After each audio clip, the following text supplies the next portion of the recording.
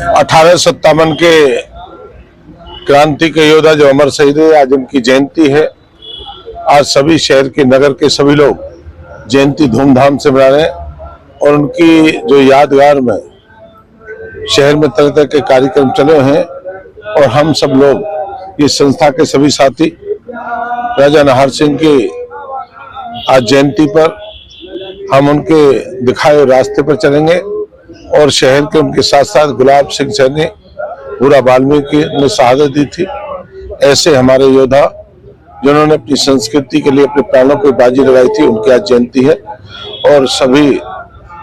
सभी साथी, सभी नगर के सभी का आज की जयंती की बहुत मोहना एलिवेट पुल को लेकर कब तक समर्पित किया जाएगा, कब तक काम पूरा होगा? ये बाद में करना थी, पहले ये अभी जो समय है समय तय पूरा होगा। मेरा नाम नरवीर सिंह तेवतिया है। जिन योद्धाओं को सरकारें भूल गई थी उनको याद दिलाने में जो अहम योगदान, और बहुत ही ज्यादा धन्यवादी के